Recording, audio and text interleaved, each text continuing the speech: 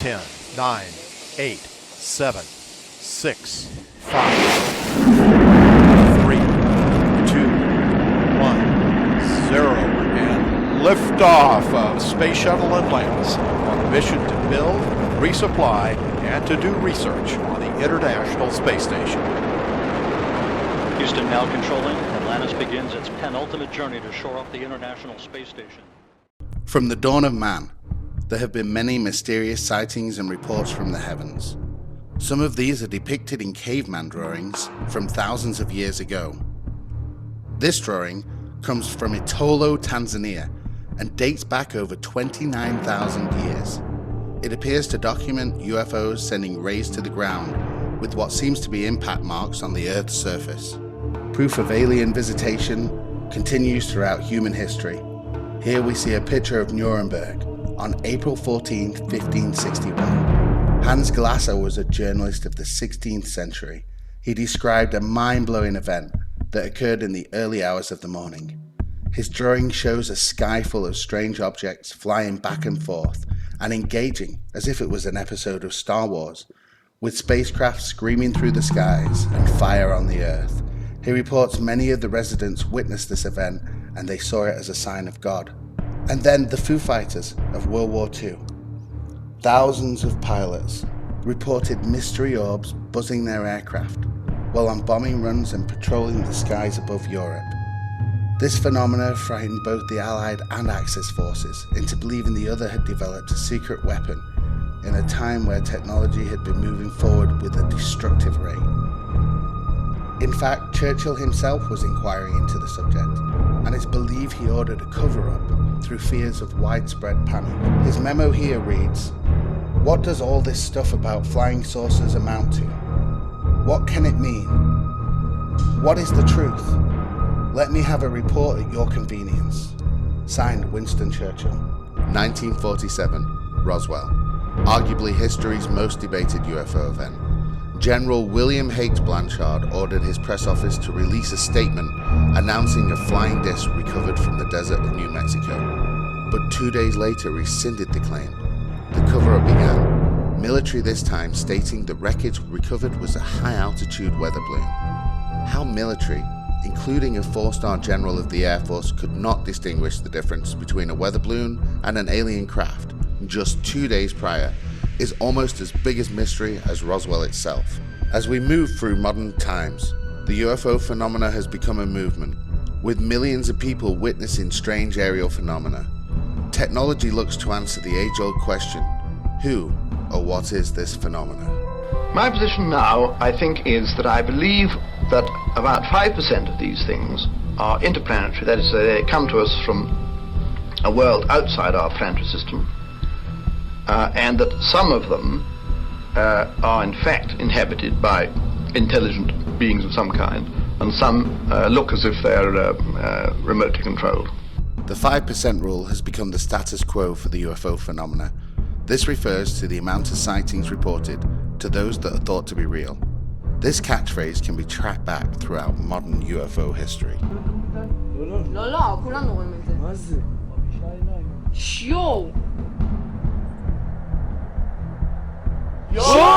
I investigated each and every one of them, and I found that about 80% could be explained, 15% insufficient data, but 5% extremely interesting.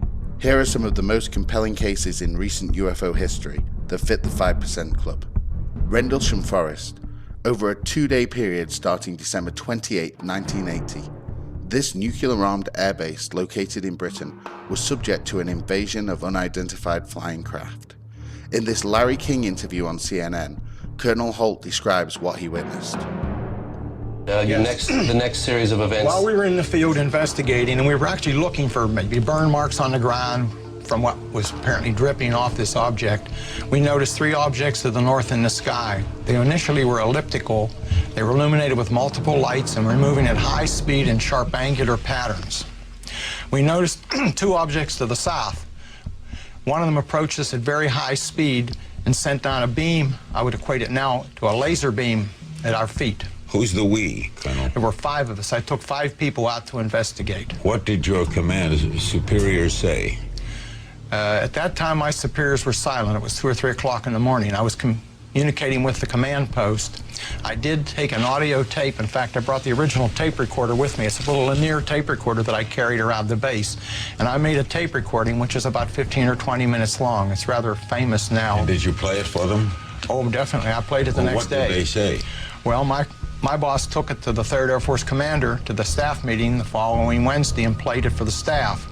The reaction of the staff, from what I'm told, is they didn't know what to do.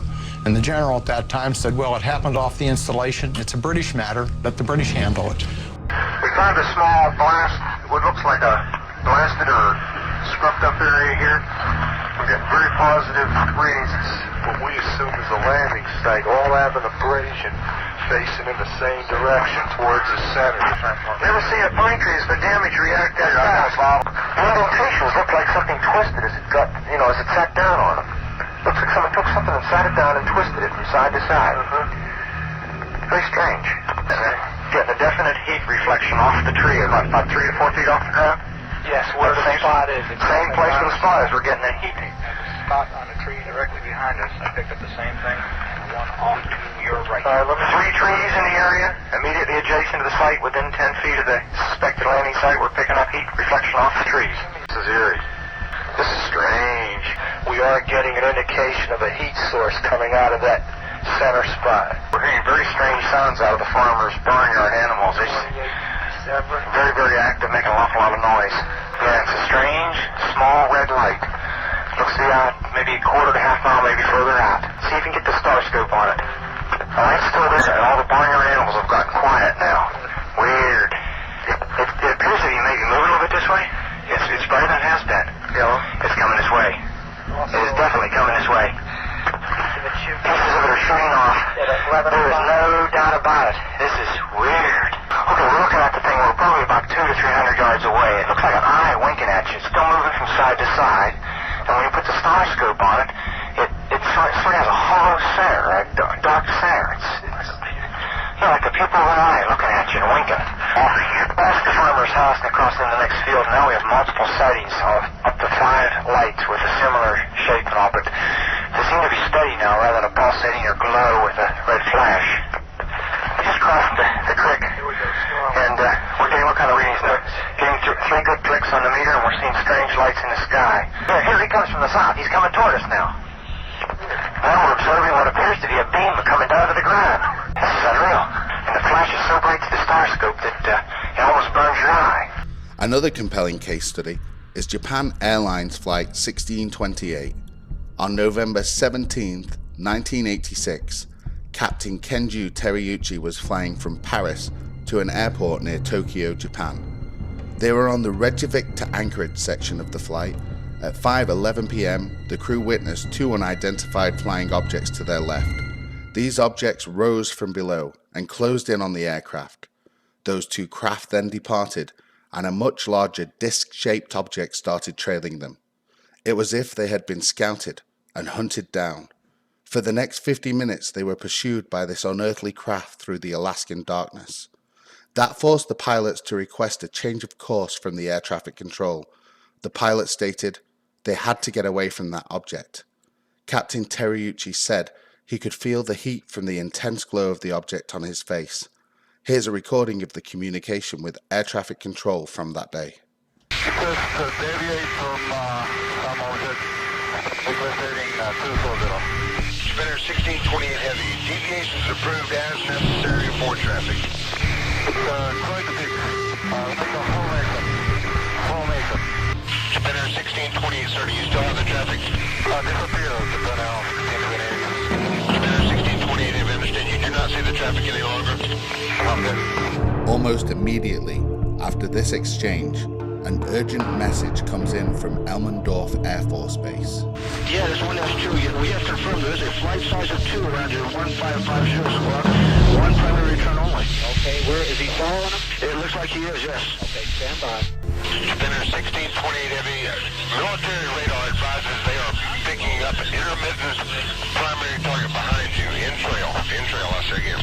Do you have anybody to scramble up there, or do you want to do that? We're going to talk to your liaison officer about that. Hey, starting to concern of Japan Airlines taking a 360 now and still falling. Okay, we're calling military desk on this. With military radar confirming the alien craft, and a pilot with over 10,000 hours of flying experience, this makes JAL 1628 one of the best documented cases in UFO history. It's worth noting that Captain Teriyuchi was grounded by Japan Airlines for talking to the press, and was only reinstated as a pilot years later. With all the evidence and compelling information out in the public domain, it would be unimaginable that any denial would be in existence. Yet the very force that the people lock into power continues to subdue vital information on the very subject that could well unlock humanity's destiny. The cover-up dates back years. In 1952, General John Sanford held a press conference after government research into the subject of UFOs. I am here to discuss the so-called flying saucers. The Air Force interest in this problem has been due to our feeling of an obligation to identify and analyze to the best of our ability anything in the air that may have the possibility of threat or menace to the United States. In pursuit of this obligation, since 1947, we have received and analyzed between 1,000 and 2,000 reports that have come to us from all kinds of sources. Of this great mass of reports, we have been able adequately to explain the great bulk of them, explain them to our own satisfaction. We've been able to explain them as hoaxes, as erroneously identified friendly aircraft, as meteorological or electronic phenomena, or as light aberrations. However, there have been a certain percentage of this volume of reports that have been made by credible observers of relatively incredible things.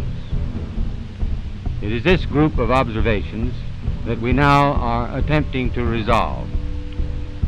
Our basic difficulty in dealing with these is that there is no measurement of them that makes it possible for us to put them in any pattern that would be profitable for a deliberate, custom sort of analysis to take the next step. We have, as of date, come to only one firm conclusion with respect to this remaining percentage, and that is that it does not contain any pattern of purpose or of consistency that we can relate with to any conceivable threat to the United States. We can say that the recent sightings are in no way connected with any secret development by any department of the United States. The government deception continues even today. In an official statement from the Obama administration on the subject, they state, "The US government has no evidence that any life exists outside our planet, or that an extraterrestrial presence has contacted or engaged any member of the human race." The question has come up in several White House press conferences over the years, and the misinformation, joking, and stigmatizing continues. Or joke, maybe it has. Part of a grand conspiracy. I'm not aware of any plans the president has to make public any information about this, but does he feel he's gotten to the bottom of it? Well, I know that he has joked publicly before about one of the benefits of the presidency is having access to that information. I don't know whether or not he has availed himself of that opportunity, but if we have more on this, we'll let you know. At night, under cover of darkness? Potentially. But this is no joking matter, and although planet Earth's only superpower refuses to acknowledge the evidence other world governments have, the Mexican government released this footage of unidentified objects tracked by their fighter jets on March 5, 2004, 11 UFOs invading their sovereign airspace. Y van a una velocidad, pero 1, 2, 3, 4, 5, 6, 7, 8 en la pantalla. Síguelo, no lo cierres. And in 2016, the Chilean government declassifies and releases footage taken from one of their Navy helicopters. Twice during the encounter, the UFO ejects an unknown material into the air, which is only visible on the infrared spectrum. To the naked eye, the object itself is barely visible. the substance it expels disappears straight into the clouds. Many experts, including aeronautical engineers, were unable to explain this unidentified flying object. Even the British are at it. In recently declassified UFO files from the Ministry of Defense was a story of a fighter pilot, Milton Torres, ordered to shoot down and destroy an unidentified flying object. Here in an interview with Sky News, he talks about his experience. Milton Torres, he's in Miami Forest, and over 50 years ago he was ordered to shoot down a UFO when he was based in Britain, and he was flying over East Anglia, wasn't far over Norwich City, and he was told to shoot down what appeared to be a huge object. You could say, hey? You could say it was somewhere between Norwich and Ipswich. It was right in that area. Milton, I know that you locked on, and then there was nothing to fire at because this thing went like the speed of sound at, say, 10,000 miles an hour. I have no idea. It was 10 Mach. 10 Mach, at least. You must have, for the last 50 years, this thing must have haunted you, didn't it? It certainly did. I wanted to know what it was in the worst possible way. This is the sort of thing a scientist wants to dig his teeth into. Did you do some research on it? Are you there? Say again? I was just wondering, have you spent a lot of time researching into what it might have been, what it could have been? Well, yes, I did. I did a lot of researching on my own, but I found nothing that we knew of. So that's the best I could come with it. It was just way too fast and way too... well, let's put it this way. It aberrated all of the laws of Newton that Sir Isaac Newton put in place. So that's why I know it was something different. And it certainly wasn't, you don't feel you could have been fooled by reflections in the sky. There was something solid, something tangible there were two of us. There were two of us, myself and my wingman. And my wingman, for the life of me, I cannot remember who he was. But whoever he was, I just didn't know who the hell besides myself could be seeing this. So that was two radars up there, not just one, and the GCI radar as well. When you went up to fly again after that, did you always think I might see it again? Well, I always hoped, but I never saw it again. And what about other pilots? Did you ever talk to other pilots about it? Did other pilots say, yes, I've seen talked something? To several others. I've talked to several of them, and most of them have said they've seen something, but they didn't know what it was. But presumably, and that's about the bottom line. But everybody like you presumably was sworn to silence and sort of threatened by the government to keep your mouth shut or lose your job. Well, let me tell you why it was so scary to me. They promised to take me out of my airplane, and I loved my airplane more than I loved anything, including my mother. So as far as I was concerned, that was heresy to talk like that. So when they said that, they got my obedience. Sounds like they got your attention, and you got ours as well. Milton Torres, it's been a pleasure talking to you here on Sky News. Thank you very much for joining us from Miami. And yet, even as its allies declassify select information on this phenomena, the American institutions remain tight-lipped. The one country in the world qualified to know and take us into the age of disclosure continues to evade and deceive this solid evidence that only the meek-minded could deny, and the reason why may be more frightening than a hostile alien invasion itself. Now, this conjunction of an immense military establishment and a large arms industry is new in the American experience. The total influence, economic, political, even spiritual, is felt in every city, every state house, every office of the federal government. We recognize the imperative need for this development, yet we must not fail to comprehend its grave implications. Our toil, resources, and livelihood are all involved. So is the very structure of our society. In the councils of government, we must guard against the acquisition of unwarranted influence, whether sought or unsought, by the military-industrial complex. the potential for the disastrous rise of misplaced power exists and will persist. We must never let the weight of this combination endanger our liberties or democratic processes. We should take nothing for granted. Only an alert and knowledgeable citizenry can compel the proper meshing of the huge industrial and military machinery of defense with our peaceful methods and goals, so that security and liberty may prosper together. Akin to and largely responsible for the sweeping changes in our industrial military posture has been the technological revolution during recent decades. In this revolution, research has become central. It also becomes more formalized, complex, and costly. A steadily increasing share is conducted for, by, or at the direction of the federal government. Today, the solitary inventor, tinkering in his shop, has been overshadowed by task forces of scientists in laboratories and testing fields. In the same fashion, the free university, historically the fountainhead of free ideas and scientific discovery, has experienced a revolution in the conduct of research. Partly because of the huge costs involved, a government contract becomes virtually a substitute for intellectual curiosity. For every old blackboard, there are now hundreds of new electronic computers. The prospect of domination of the nation's scholars by federal employment, project allocations, and the power of money is ever present and is gravely to be regarded. Yet in holding scientific research and discovery in respect, as we should, we must also be alert to the equal and opposite danger that public policy could itself become the captive of a scientific, technological elite.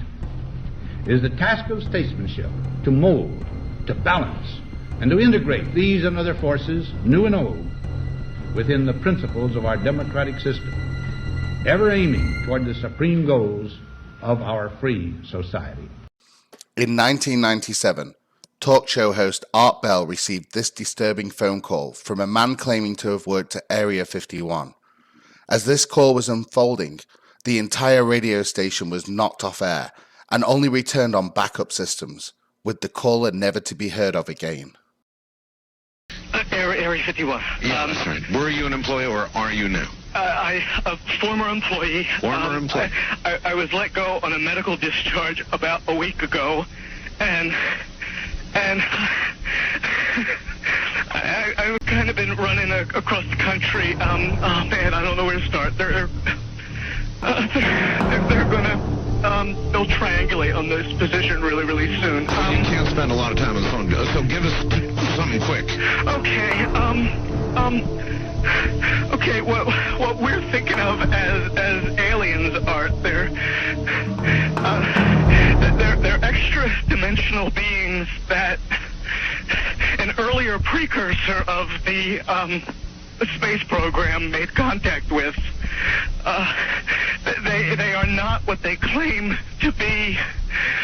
They have infiltrated a lot of aspects of the military establishment, particularly the Area 51. The disasters that are coming, the military, the government knows about them, and there's a lot of safe areas in this world that they could begin moving the population to now. But they're not doing anything. They are not. They want the major population centers wiped out so that the few that are left will be more easily controllable. If this call was legitimate, it would mean that the human race would be in imminent danger and would explain an alien agenda far darker than one could imagine. The aliens won't let it happen. You reveal all their secrets. They exercise strict control over us. One thing is for certain. UFO sightings are on the rise, In 2017, reports of craft and unusual phenomena are already higher than any year before. There is a build-up of activity and an increasing call for disclosure.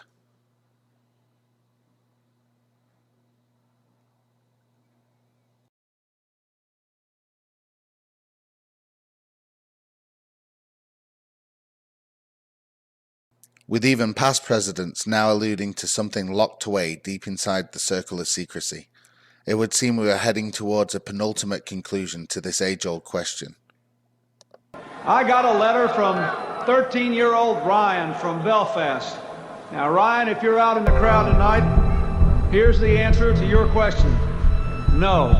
As far as I know, an alien spacecraft did not crash in Roswell, New Mexico in 1947. And Ryan, if the United States Air Force did recover alien bodies, they didn't tell me about it either, and I want to know. Tell me about the time you once saw a UFO. Well, I was a district governor of 56 Lions clubs in southwest Georgia, and I had to visit all the Lions clubs and make a speech. And I was outside a school lunchroom one night, right before sundown. It was getting dark, and we were getting ready to eat supper. And I and about 25 men were standing around, and all of a sudden, in the western sky, we saw a strange light coming toward us, a round light, and it got closer and closer, and right above the pine trees, it stopped. And then it began to change colors from blue to red to white. And then it stayed there for a while. We were all aghast. We didn't know what it was. And then it just disappeared into the west. That was the end of it. So it was a genuine UFO in that it was an unidentified flying object. It's time to prepare. The baton is now passed to you, the believers, the knowers, the truthers. Share this movie on to friends and family, and to anyone who will listen. And don't forget, join us on our journey of disclosure.